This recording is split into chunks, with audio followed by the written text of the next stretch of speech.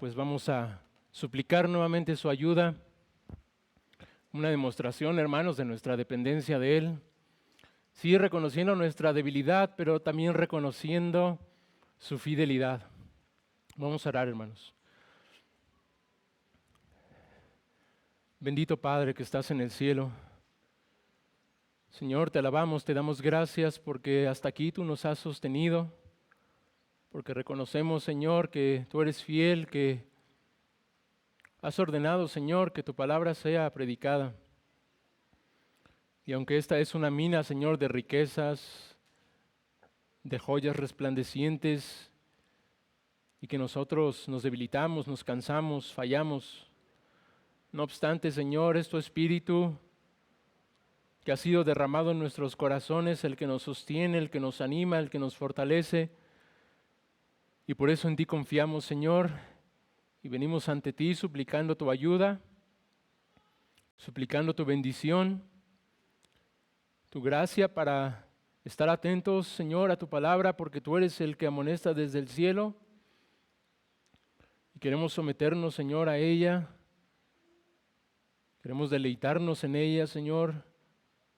Queremos hallar consuelo en tu palabra, Señor, en tu Hijo Jesucristo. Y también suplicamos salvación esta mañana, esta tarde, para que ninguno se quede fuera, Señor, de esta esperanza bendita que has preparado para los que te aman. Así es que a ti damos gracias y oramos en el nombre de Jesús. Amén. Así, hermanos, continuando con nuestra serie de la primera epístola del apóstol Pedro, si puestos en pie me acompañan al capítulo 1 y vamos a leer, hermanos, el pasaje que va desde el versículo 6 al versículo 9.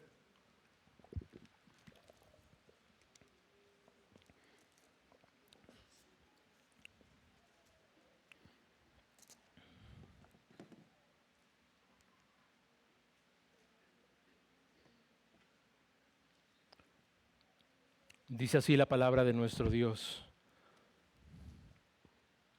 En lo cual vosotros os alegráis, aunque ahora por un poco de tiempo, si es necesario, tengáis que ser afligidos en diversas pruebas, para que sometida a prueba vuestra fe, mucho más preciosa que el oro, el cual, aunque perecedero, se prueba con fuego, sea hallada en alabanza, gloria y honra cuando sea manifestado Jesucristo, a quien amáis sin haberle visto, en quien creyendo, aunque ahora no lo veáis, os alegráis con gozo inefable y glorioso, obteniendo el fin de vuestra fe, que es la salvación de vuestras almas. Amén. ¿Pueden tomar su lugar, hermanos?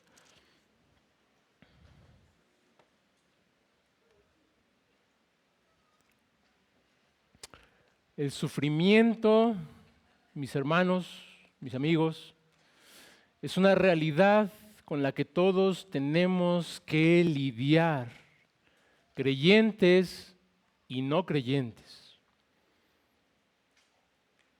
Entre los griegos había por lo menos dos corrientes filosóficas que pretendían, hermanos, dar una respuesta a esta realidad del sufrimiento, a esta realidad humana. Por un lado, aunque ambos pretendían alcanzar la felicidad, lo hacían de formas distintas. Por un lado estaban los que se conocían como los estoicos y por otro lado los epicúreos. En cuanto a los estoicos, ellos enfrentaban el sufrimiento mediante el autocontrol y la aceptación de lo que no podían cambiar. Buscaban la serenidad interior a través de la razón y la disciplina emocional. En pocas palabras, ellos decían, hay que dominar las emociones como el miedo, la ira o la tristeza mediante la razón. Ellos razonaban así. No puedo evitar el sufrimiento, pero sí puedo decidir cómo reaccionar ante él. Por otro lado, los epicúreos pretendían alcanzar la felicidad mediante el placer, un placer moderado y la ausencia del dolor. Ellos buscaban moderar las emociones y los deseos para evitar el sufrimiento, enfocándose en placeres sencillos, en cultivar amistades. Los epicúreos pensaban así: puesto que el sufrimiento tarde o temprano me llegará, y como solo viviré una vez, entonces voy a disfrutar todo lo que pueda antes de que muera. En pocas palabras, mis hermanos, frente al sufrimiento los estoicos miraban a su razón, mientras que los epicúreos miraban a sus emociones moderadas. Y ahora bien, nosotros como cristianos, ¿cómo debemos actuar ante el sufrimiento? ¿Cómo debemos vivir, actuar, responder cuando nos alcanza la tragedia, el dolor, la prueba? ¿Acaso, hermanos, debemos evitar que estas cosas nos afecten por medio de un ejercicio de paz interior, como lo hacían los estoicos? ¿O debemos evitar pensar en ello y disfrutar más bien de las cosas buenas de la vida, como los epicúreos? Ninguna de las dos. Más bien, es la palabra de Dios nuestra guía para enfrentar la realidad del sufrimiento en nuestras vidas. Pues como he dicho, hermanos, un tema importante en la epístola del apóstol Pedro es precisamente ese consuelo de la esperanza futura en medio del sufrimiento para los cristianos por causa de su fe.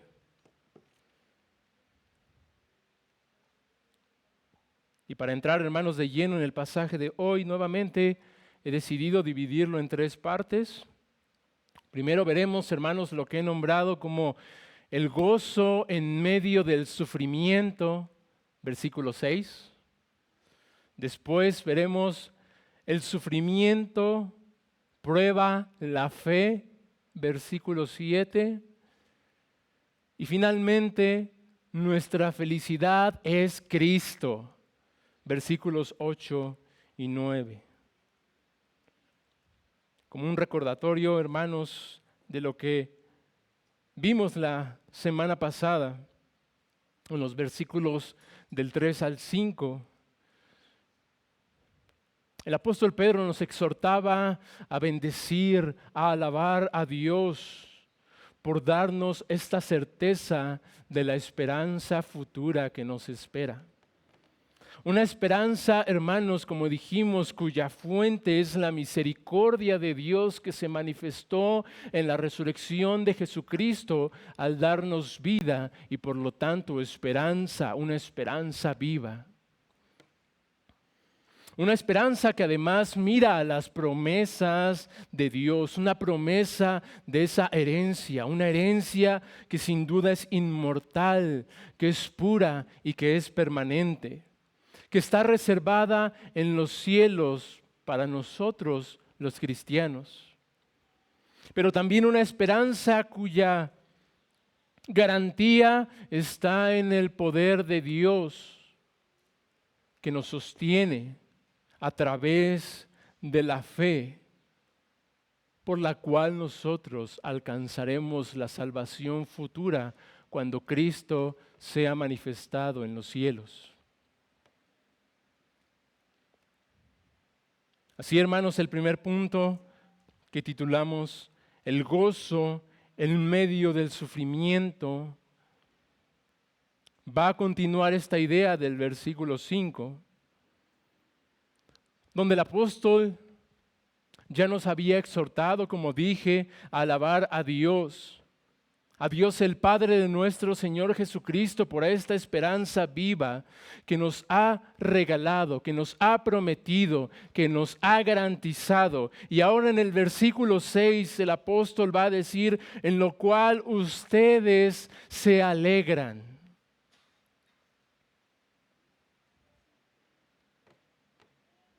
Es decir, hermanos, no solamente nos alegramos en la esperanza que Dios nos da, y que nos motiva a expresarnos en gratitud, en bendición, sino que también esta esperanza nos impresiona. Nos mueve ciertamente a expresar gratitud y alabanza a Dios, pero también nos impresiona de tal manera que nos alegramos, de tal manera que nos gozamos, que nos deleitamos. Así dice, hermanos, el Catecismo Menor de Westminster en su primera pregunta, que el fin principal del hombre es glorificar a Dios y gozar de Él para siempre. Esta esperanza, hermanos, produce que nosotros alabemos a Dios, pero también que nos gocemos por esta esperanza. Por eso, ahora aquí el apóstol Pedro nos dice que ahora nos regocijamos con euforia, con júbilo, por esta inmensa alegría que nos provoca nuestra esperanza futura. Y este gozo, hermanos, no solamente lo experimentaremos en aquel día, cuando veamos a nuestro Señor Jesucristo cara a cara, sino que este gozo es hoy. Hoy nos gozamos, es una realidad presente al meditar en lo que nos espera, en esa esperanza futura. Sin embargo, hermanos, no solamente hoy nos gozamos mirando a la esperanza futura, lo cual es lógico al considerar la belleza, las promesas, la gloria de lo que eso significa, sino que también nos dice que nos gozamos mirando al presente. Este presente que muchas veces es muy doloroso. Porque sigue diciendo el apóstol, en lo cual ustedes se alegran, aunque ahora por un poco de tiempo, si es necesario, tengan que ser afligidos en diversas pruebas. Hermanos, aquí nos enfrentamos a la paradoja del gozo en medio del sufrimiento.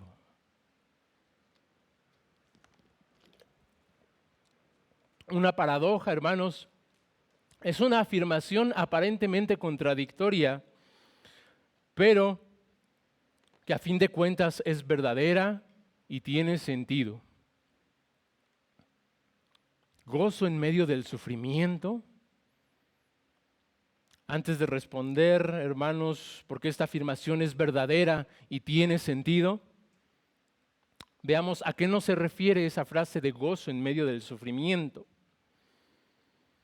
Gozo en medio del sufrimiento, hermanos, no es una frase hedonista, es decir, aquellos que se entregaban al placer como esa forma de vida para alcanzar la felicidad.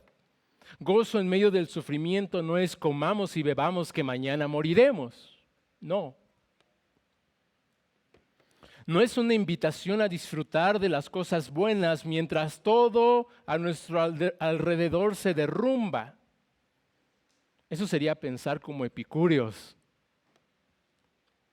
Pero tampoco gozo en medio del sufrimiento es una invitación a tener una sonrisa cuando el dolor nos invade. Eso sería ser un estoico.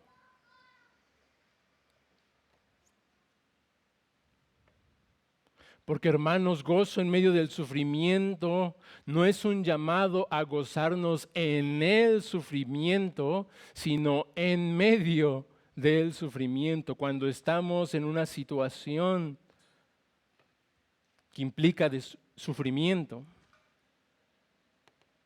Porque es claro, hermanos, aquí que el apóstol Pedro, después de decirnos que nos alegramos de la esperanza futura, dice, aunque ahora, en el tiempo presente, después de mirar al futuro y gozarnos, ciertamente también nos gozamos, aunque ahora en el presente. Aquí está contrastando esa esperanza futura con la aflicción, hermanos, de las pruebas presentes. Porque, hermanos, el sufrimiento ciertamente es doloroso, si no, no sería sufrimiento.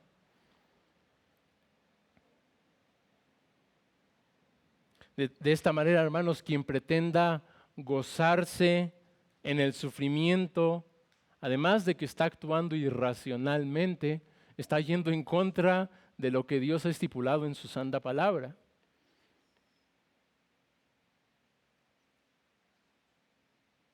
Porque Dios, hermanos, en las Escrituras no nos llama a actuar de una forma que va contraria a la realidad en la cual vivimos. Es decir, no nos llama a hacer fiesta cuando estamos de luto.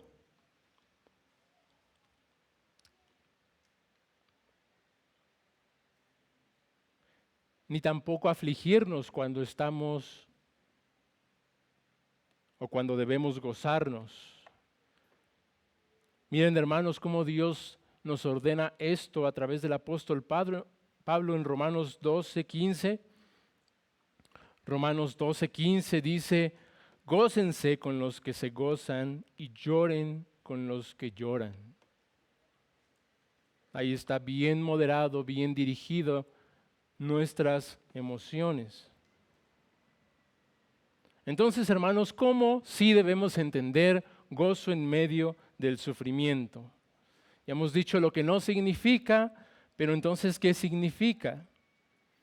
Dice el versículo 6 nuevamente, en lo cual ustedes se alegran, aunque ahora por un poco de tiempo, si es necesario, tengan que ser afligidos en diversas pruebas. Hermanos, en primer lugar nos dice el apóstol Pedro que debemos gozarnos en medio del sufrimiento porque esta prueba, porque este sufrimiento no durará para siempre. Ahora, el gozo no está en que no durará para siempre en esta tierra,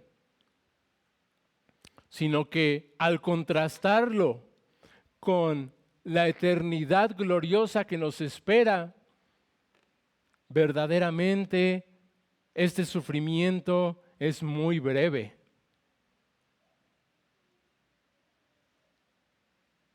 Aunque ahora por un poco de tiempo.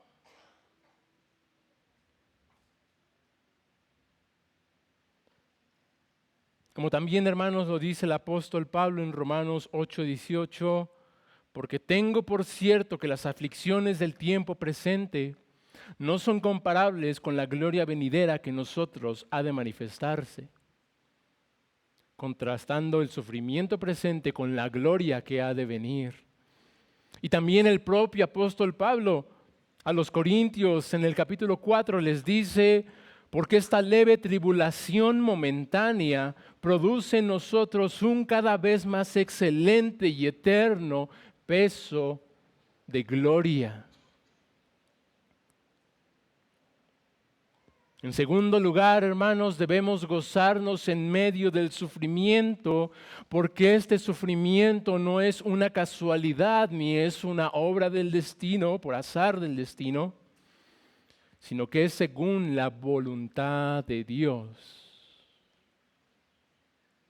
Aunque ahora por un poco de tiempo, si es necesario. Hermanos, a diferencia de los estoicos, nosotros no aceptamos con resignación esa prueba del sufrimiento que nos viene de fuera como por obra de la naturaleza, sino que entendemos que esta viene de la mano de Dios. Porque si estamos en medio de una prueba de sufrimiento, es porque Dios nos ha puesto allí. Y a diferencia, hermanos, de los epicúreos, nosotros no tratamos de escapar de ella, sino que entendemos que viene de acuerdo a la buena voluntad soberana de nuestro Dios, si es necesario.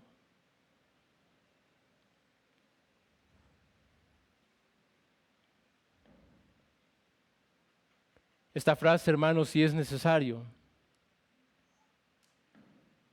nos habla que no es algo que ocurra siempre a todos y de igual manera y en igual magnitud. Porque, hermanos, ciertamente hay gente que sufre más que otra. Hay cristianos que padecen más que otros. Hay cristianos perseguidos y cristianos no perseguidos, o por lo menos no aparentemente perseguidos. Hay quienes viven con cónyuges inconversos y hay quienes no, que viven con cónyuges cristianos. Hay quienes sufren en el cuerpo y hay quienes no, quienes gozan de buena salud. Hay mártires y hay quienes mueren en su cama.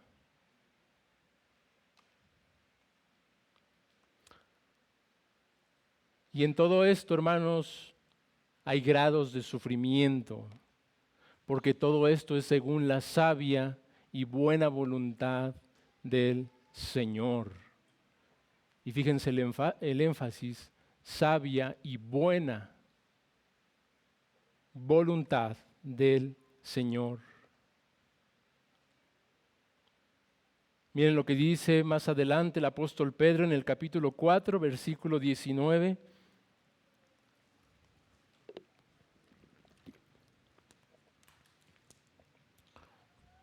De modo que los que padecen según la voluntad de Dios, dice, encomienden sus almas al fiel Creador y hagan el bien.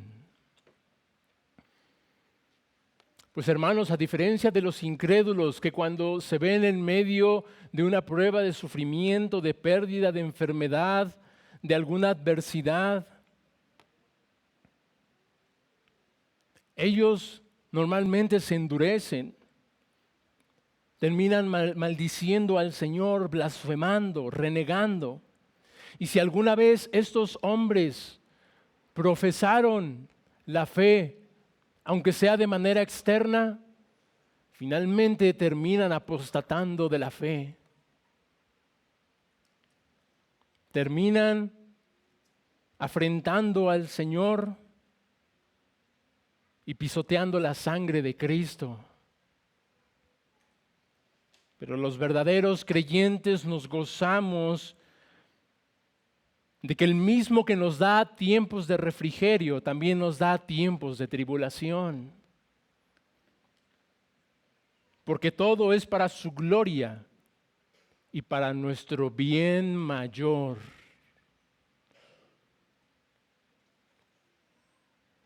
Y en tercer lugar, hermanos, debemos gozarnos en medio del sufrimiento, porque este sufrimiento es una prueba de parte de Dios con un propósito. Tiene un propósito redentor.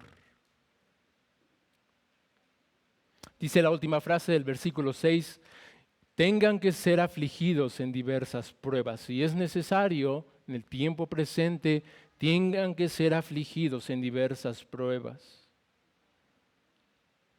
Es verdad, hermanos, que cuando un cristiano sufre por causa de su fe, en su mayoría es por el pecado de los incrédulos, por los enemigos de la fe.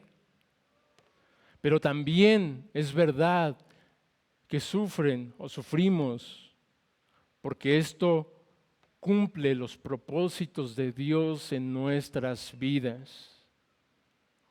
Acordémonos, hermanos, de José en el Antiguo Testamento.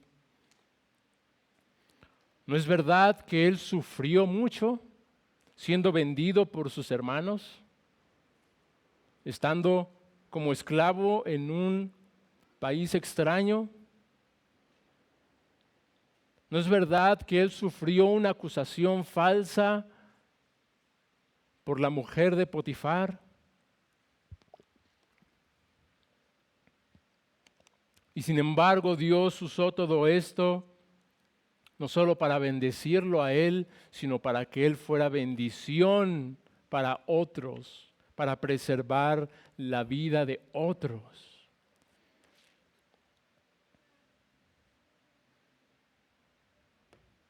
Porque hermanos, los propósitos y los planes de Dios van más allá de lo que nosotros podemos imaginar. El bien que Dios quiere hacer a través de la prueba de sufrimiento que envía a nuestras vidas tiene un alcance más allá de lo que nosotros podemos medir. Dios tiene el panorama completo de todas nuestras vidas. Nosotros en medio del sufrimiento podemos ver así, pero Dios ve más allá. Ve todo el panorama. Voy a citar al hermano Sproul acerca de esto y dice: porque el único principio general de la visión bíblica del sufrimiento es que el sufrimiento para el cristiano nunca es un ejercicio en vano. Pero el sufrimiento es usado por Dios con propósitos redentores entre su pueblo y se nos dice dónde ubicar nuestro asombro. Esto del asombro, el hermano Sproul hablaba que cuando viene una prueba de sufrimiento, una tragedia, un revés, una pérdida, naturalmente nos asombramos de eso y llegamos a decir, ¿por qué? ¿Por qué a mí, Señor? Así, hermanos, no debemos asombrarnos cuando nos hayamos sometidos bajo pruebas, bajo diversas pruebas, según lo que dice el apóstol Pedro. Esto es necesario. Cristo nos dejó ejemplo. Porque Cristo, hermano, soportó la cruz por el gozo puesto delante de Él.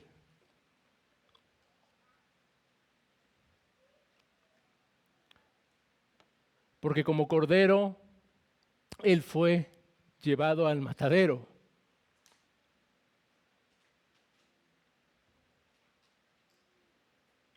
Y como oveja que enmudece delante de sus trasquiladores, enmudeció y no abrió su boca, porque conocía y confiaba en aquel que le había designado esa prueba. Por eso mantuvo ese silencio reverente. Y también entregó su cuerpo a los heridores porque de esta manera cumpliría el propósito redentor de Dios para con nosotros.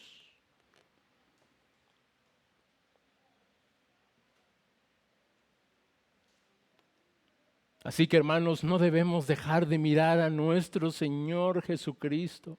Él es el ejemplo, Él es el modelo, Él es nuestro consuelo en medio del sufrimiento.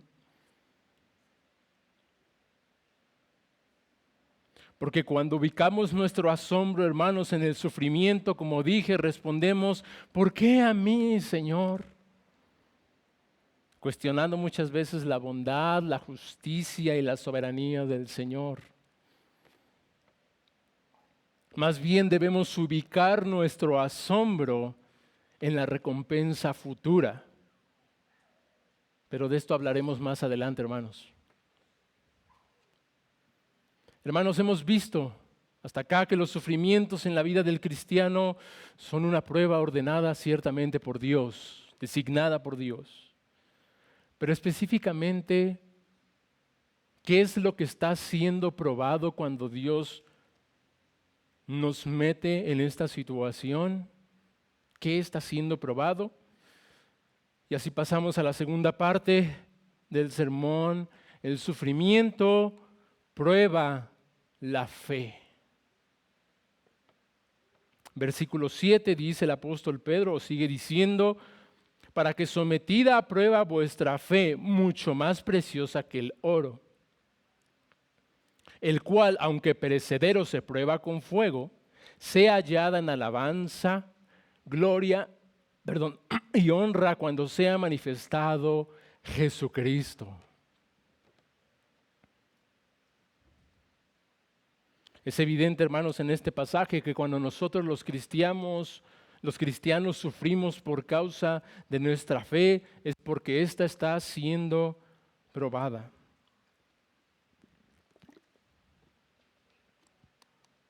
No porque esta fe no sea auténtica, al contrario,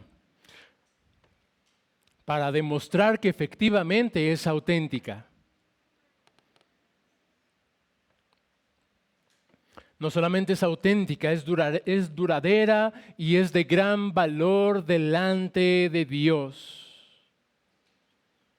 Porque estas cualidades, hermanos,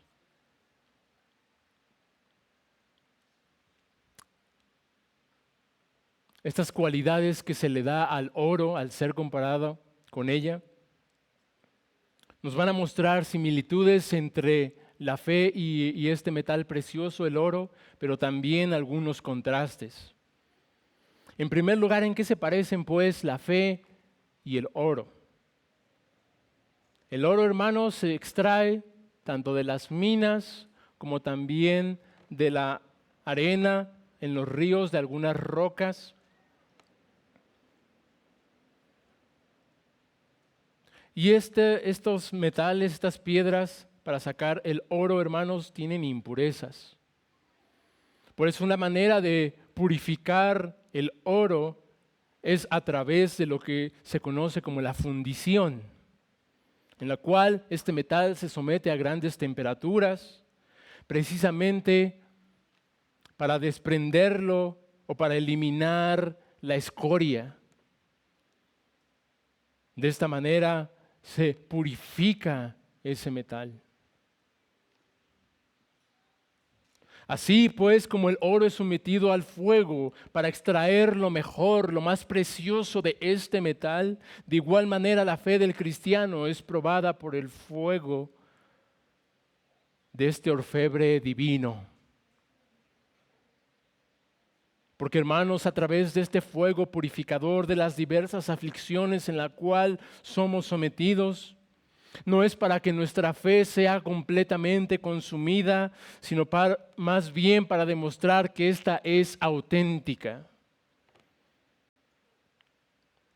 Y así ser recompensada en el día final.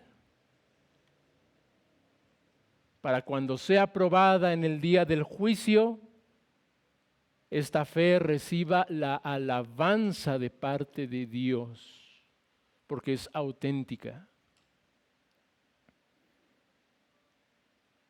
Dice el versículo 7, para que sometida a prueba vuestra fe mucho más preciosa que el oro, el cual, aunque perecedero, se prueba con fuego, sea hallada en alabanza, gloria y honra cuando sea manifestado Jesucristo. En segundo lugar, hermanos, ¿en qué se diferencian el oro y la fe? Hermanos, el oro sin duda es el metal más precioso históricamente en toda la civilización humana. Las grandes civilizaciones lo han tenido como un elemento de gran valor, como un elemento de cambio, y hasta ahora muchas naciones sustentan el dinero que tienen en oro. Es de gran valor no solo porque su extracción es laboriosa, es difícil, sino también porque es un material que no se oxida, que no se corroe. Además, por la belleza misma del oro y porque nosotros le hemos asignado algunos atributos o lo hemos resignificado porque simboliza poder, estatus, lujo. o como vimos también en la meditación, esa pureza, esa exclusividad. Todos estos atributos, hermanos, que definen este metal precioso, el apóstol Pedro nos dice que la fe es mucho más preciosa que el oro, de mucho más valor delante de Dios. Porque, hermanos, el oro ciertamente perece, pero la fe no. La fe, hermanos, es un regalo de parte de Dios. Por eso es precioso. Pero también es madurada por Dios mismo. Y por lo tanto es probada por Dios mismo.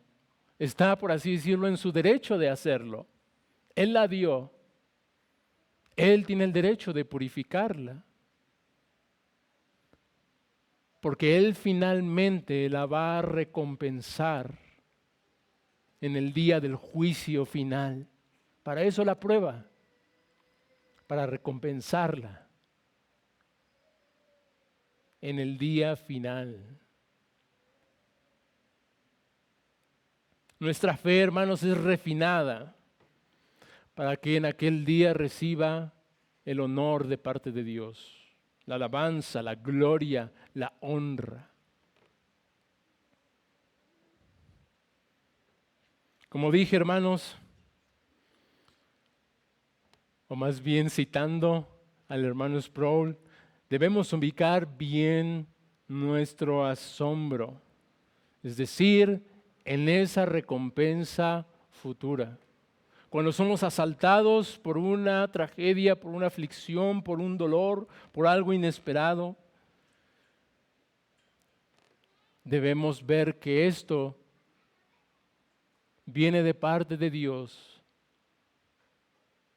Estamos siendo probados y esto será breve en comparación a la gloria que nos espera. Y esto será para que Dios la recompense en el día final. De tal manera que muchos de los que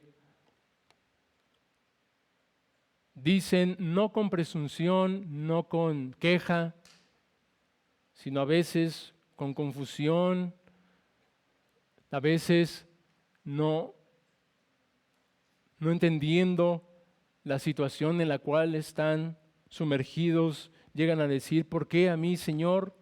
Estos verdaderos creyentes que llegan a decir en su debilidad o llegamos a decir en nuestra debilidad, ¿por qué a mí, Señor? Seamos llevados en el día final a decir, ¿por qué a mí, Señor? En el sentido de, soy tan indigno de todas estas glorias. Soy tan indigno de mirar a mi Señor cara a cara. ¿Por qué a mí, siendo yo un pecador?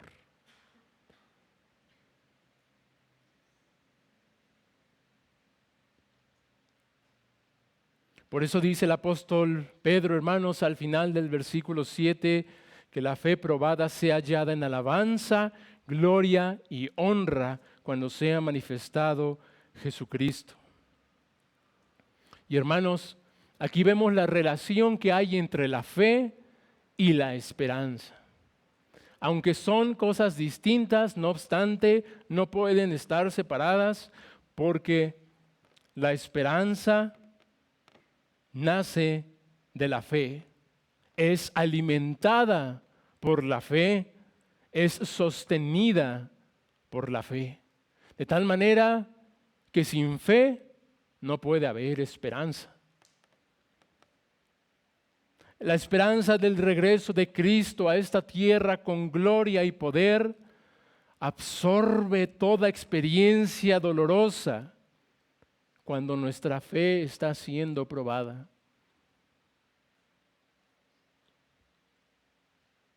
Porque hermanos, mientras nuestra fe está siendo pulida aquí en esta tierra, también nuestra esperanza está siendo cada vez más refulgente, cada vez más brillante, más brillante que el oro puro.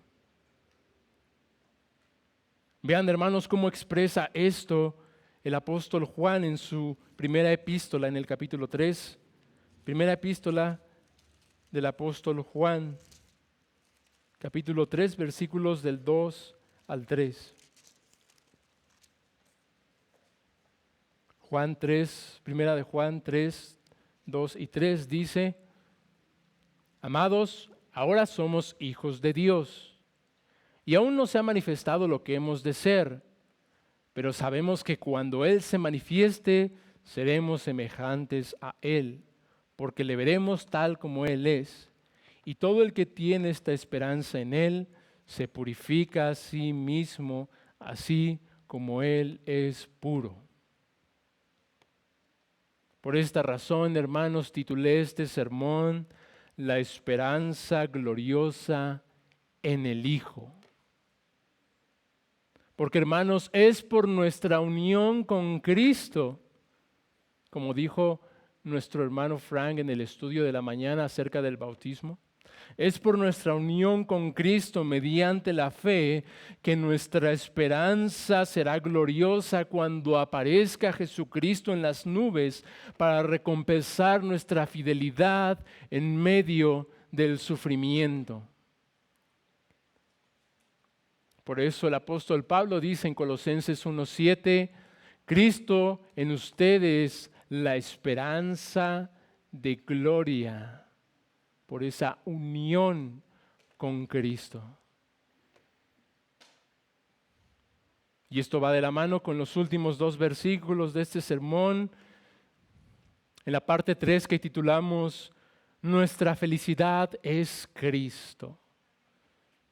Continúa el apóstol Pedro diciéndonos, hablando de Jesucristo, a quien aman sin haberle visto, en quien creyendo, aunque ahora no lo vean, se alegran con gozo inefable y glorioso, obteniendo el fin de su fe, que es la salvación de sus almas. Hermanos, la meta de nuestra fe, como podemos ver en el versículo 9, es la salvación final y completa de nuestras almas. Es decir, que así como en el presente somos salvos por medio de la fe en nuestro Señor Jesucristo, también por esta misma fe que está siendo probada, que está siendo santificada, seremos finalmente salvados en la aparición final de nuestro Señor Jesucristo en las nubes del cielo.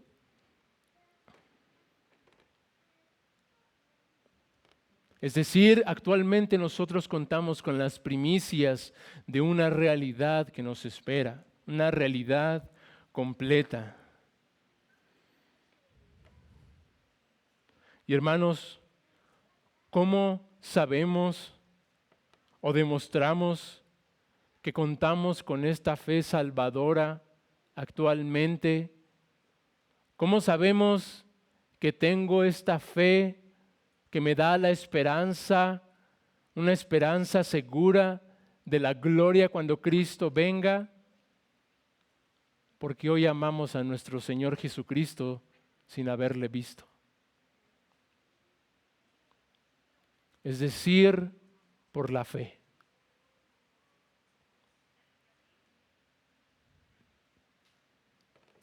A quien aman sin haberle visto, en quien creyendo, aunque ahora no lo ven, se gozan con un gozo inefable y glorioso.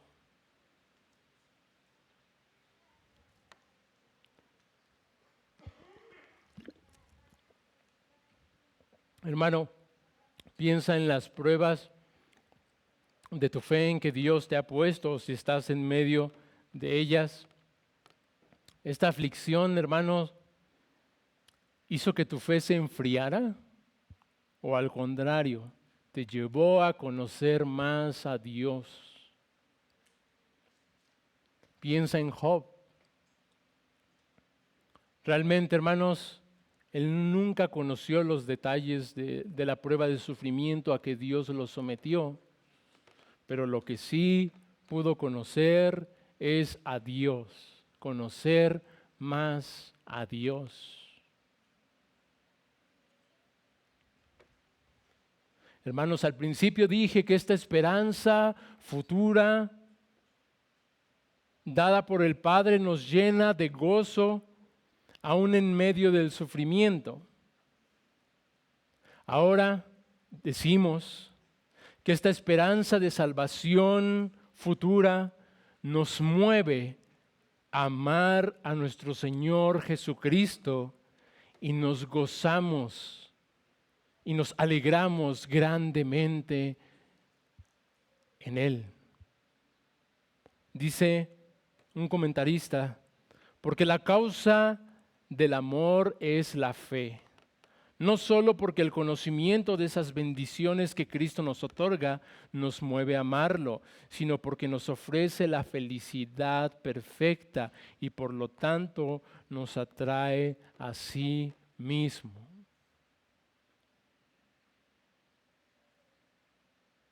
A diferencia de los estoicos que miraban a sí mismos, a su razón para hallar la felicidad, o a diferencia de los epicúreos que también miraban a sí mismos para encontrar la felicidad a través de la moderación de sus emociones, nosotros no miramos hacia nosotros mismos, sino afuera, a Cristo, la fuente de nuestro gozo, de toda dicha y de la verdadera felicidad.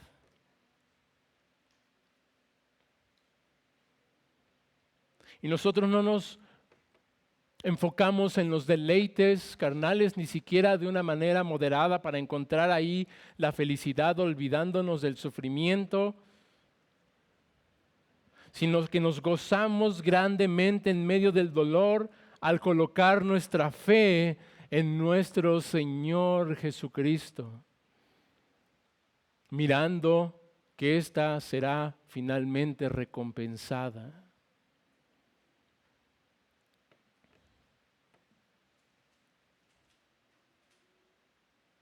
Ahora, hermanos, podemos ver una razón más de por qué esta fe que está siendo probada es para Dios muy preciosa, de alto valor.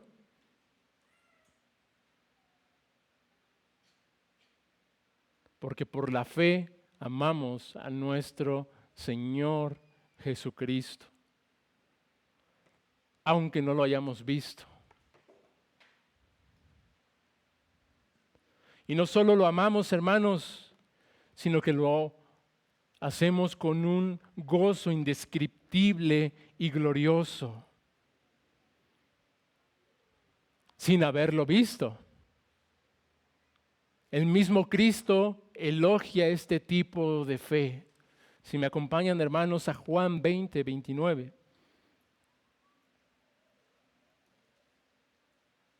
Después de resucitar nuestro Señor Jesucristo y reunirse con sus apóstoles, particularmente al dirigirse al apóstol Tomás, le dice en Juan 20, 29, Jesús le dijo, porque me has visto, Tomás, creíste. Bienaventurados los que no vieron y creyeron.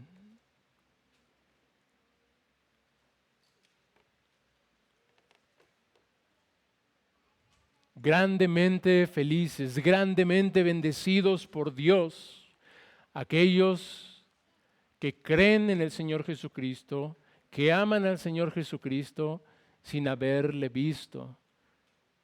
Cristo es esa esperanza de gloria del cristiano. Hermanos, como resumen de lo que hemos visto hasta ahora, hoy nos regocijamos grandemente porque hemos recibido la esperanza viva de que estaremos un día con Jesucristo. Y aunque nuestra fe tenga que ser probada, ciertamente es probada por Dios, un Dios bueno, bueno en gran manera.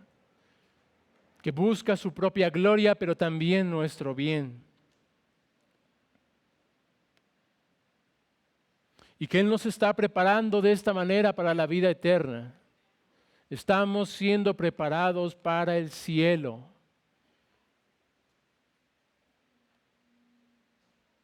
De tal manera, hermanos, que nuestra fe en aquel día reciba alabanza de parte de Dios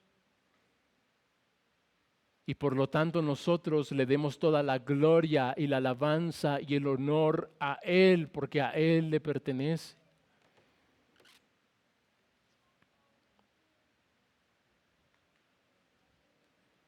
Pero también nos gozamos, hermanos, porque esta fe es una evidencia presente de la seguridad de nuestra salvación, porque amamos a nuestro Señor Jesucristo y nos gozamos en Él. De tal manera que esta esperanza gloriosa es el Hijo de Dios, la segunda persona de la Trinidad. Dice el apóstol Pablo en Romanos 5, del 1 al 5. Voy a citarlo de la Nueva Traducción Viviente. Dice, por tanto, ya que fuimos hechos justos a los ojos de Dios por medio de la fe, tenemos paz con Dios gracias a lo que Jesucristo, nuestro Señor, hizo por nosotros. Debido a nuestra fe, Cristo nos hizo entrar en este lugar de privilegio inmerecido, en el cual ahora permanecemos y esperamos con confianza y alegría participar de la gloria de Dios.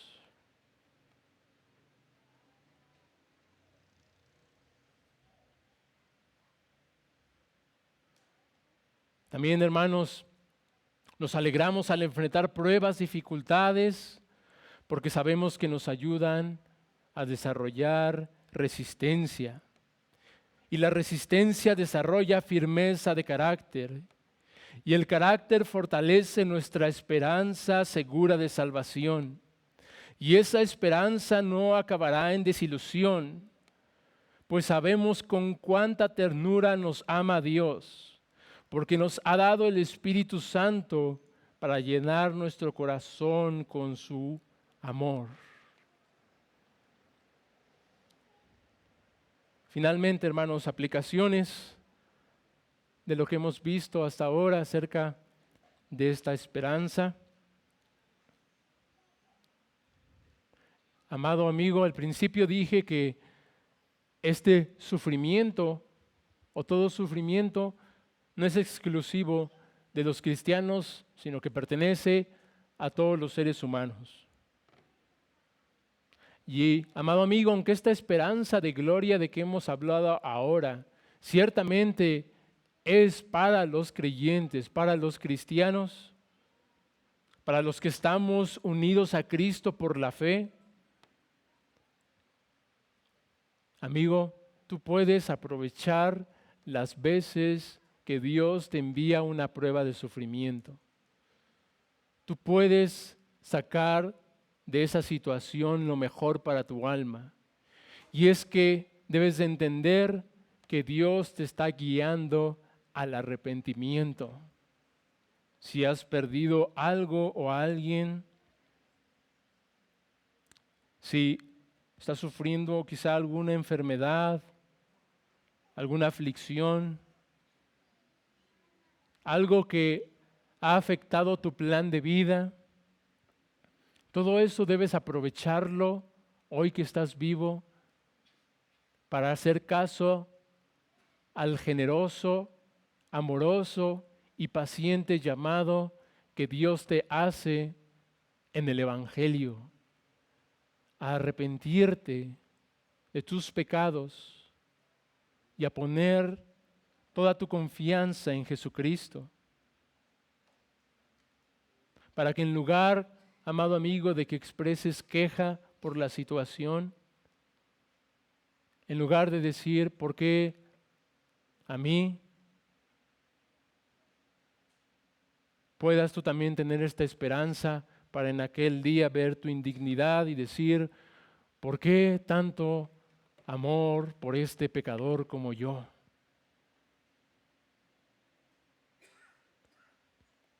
Que tu aflicción, amado amigo, no te lleve a endurecerte más ni a quejarte, porque eso solamente añadiría sobre ti más ira para el día del juicio. Solamente añadiría sobre ti más cargos en tu contra. Más bien sé sabio. Aprovecha la oportunidad que Dios te está dando. Ven a Cristo en arrepentimiento y fe. Ve esta esperanza gloriosa que aún en la peor prueba, aún en el sufrimiento más grande, el cristiano no se desalienta porque tiene una esperanza firme, segura, cimentada en Dios mismo. No está cimentada en nosotros. Si estuviera cimentada en nosotros, estaríamos en el suelo. Está cimentada en la roca firme, en Dios. Por eso, amado amigo, pon tu esperanza, tu confianza en Cristo, esa roca firme. Lo mejor que puedes hacer es reconocer la bondad de Dios que te guía al arrepentimiento.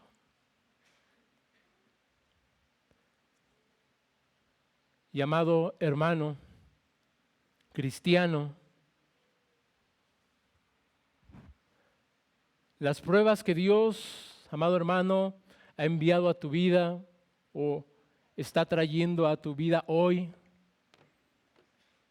¿te han alejado de Dios o te han acercado a Dios? ¿Te han dejado estancado en cuanto a tu conocimiento de Dios o más bien te han llevado a conocerle más, aunque sea un poco más?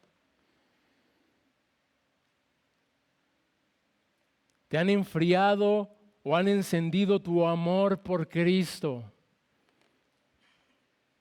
¿Te han debilitado o han fortalecido más tu fe? Hermanos, si reconoces la mano de Dios en todo esto y que a pesar del sufrimiento todo ha obrado para tu bien, esta es una evidencia muy clara de que tú cuentas con una fe genuina que está siendo probada y que va a ser reconocida en el día final. Porque, amado hermano, Dios está purificándote, está preparándote para el cielo. Te espera una alegría inmensa.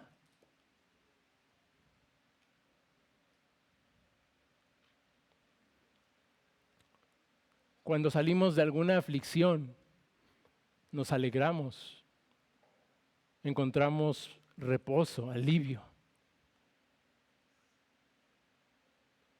Nos maravillamos de lo que Dios hace en nuestras vidas. Y puedes reconocer con toda seguridad que Dios ha sido bueno. Si eso pasa aquí en la tierra, ¿qué pasará en el día final?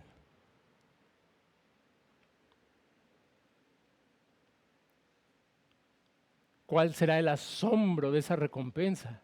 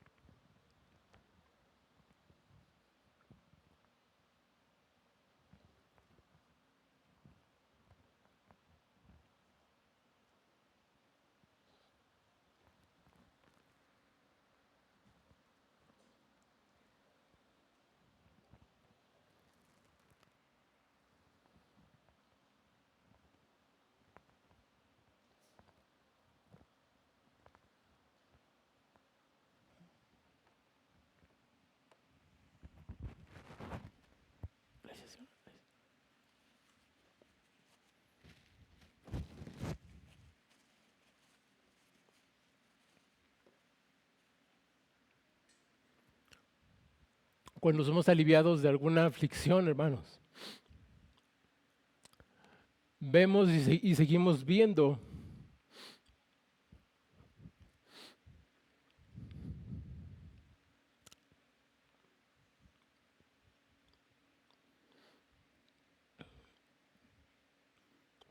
que Dios hace más de lo que imaginamos.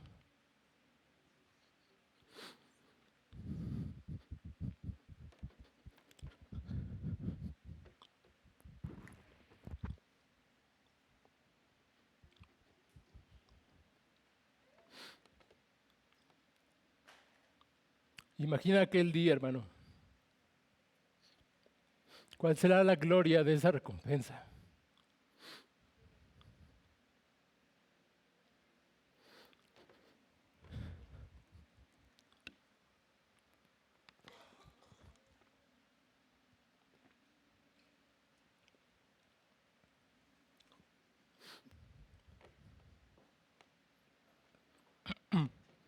Cuando podamos ver, hermano, el alcance de la obra de Cristo.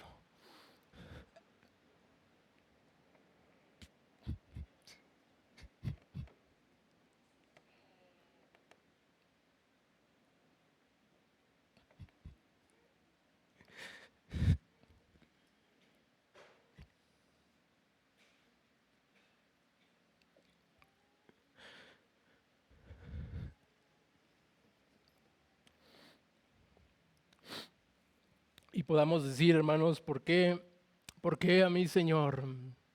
Como dice aquel himno, siendo yo un pecador tan culpable y tan vil, al desagradable, ¿cómo es que Él amó?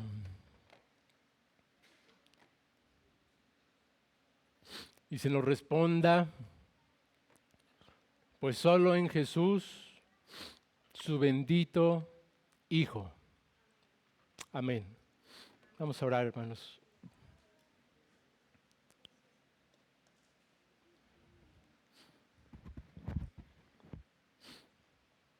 Oh Padre de gloria,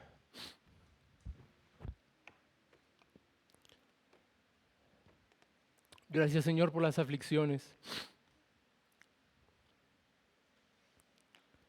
No porque las disfrutemos, Señor, porque ciertamente las sufrimos. Pero gracias porque tú eres un Dios vivo, Señor, que está obrando en nuestras vidas. Porque tú eres un Dios que está presente, que está cercano a nosotros y que podemos entender un poco más de esta gracia, Señor, que ha sobrado en nosotros. Que si hoy creemos en nuestro Señor Jesucristo es porque tú nos has dado ese precioso don de la fe.